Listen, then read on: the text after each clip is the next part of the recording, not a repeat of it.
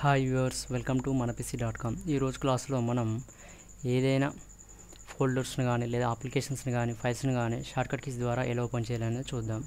మొదటగా మనం for example ఇక్కడ పర్సనల్ అనేటువంటి ఫోల్డర్ కనుక చూస్తున్నట్లయితే దీన్ని మనం ఓపెన్ చేయాలంటే కామన్గా ఆ ఫైల్ మీద రైట్ క్లిక్ చేసి ఓపెన్ అనేటువంటి బటన్ ద్వారా ఓపెన్ చేయొచ్చు. లేదు అంటే ఇప్పుడు నేను చెప్పేటువంటి స్టెప్స్ని ఫాలో అవ్వండి. మనం ఏదైతే ఫైల్ని మన షార్ట్కట్ కీస్ ద్వారా ఓపెన్ చేయాలనుకుంటున్నామో మొదటగా ఆ ఫైల్ మీద రైట్ క్లిక్ చేసి మనం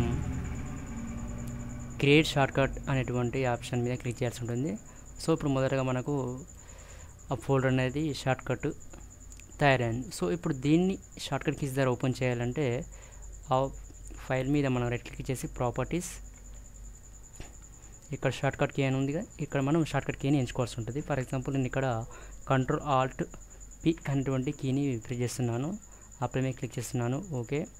సో ఇకపై నుంచి నేను ఎప్పుడైనా సరే ఈ పర్సనల్ అటువంటి ఫోల్డర్ని ఓపెన్ చేయాలంటే Ctrl+Alt+P అనేటువంటి కీస్ని కనుక ప్రెస్ చేసినట్లయితే నాకు ఈ పర్సనల్ అనేటువంటి ఫోల్డర్ ఓపెన్ అవుతుంది. ఇప్పుడు ప్రాక్టికల్గా చూద్దాం. Ctrl+Alt+P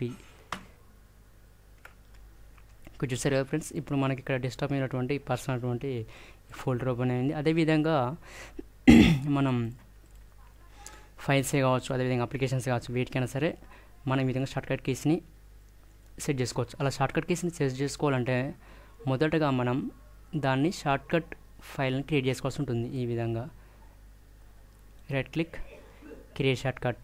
సో ఈ విధంగా మనకు షార్ట్కట్ అనేటువంటిది క్రియేట్ అవుతుంది. క్రియేట్ అయిన దానికి రైట్ క్లిక్ ఇచ్చి ప్రాపర్టీస్ కనుక చూసినట్లయితే మనకు ఇంతకుముందు చూసినట్టుగా షార్ట్కట్ కీ అనేటువంటి ఆప్షన్ ఉంటుంది. ఆ ఆప్షన్లో మనం షార్ట్కట్ కీని ఎంచుకోవచ్చు.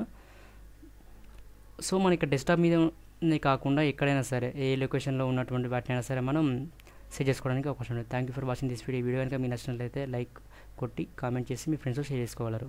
ధన్యవాదములు.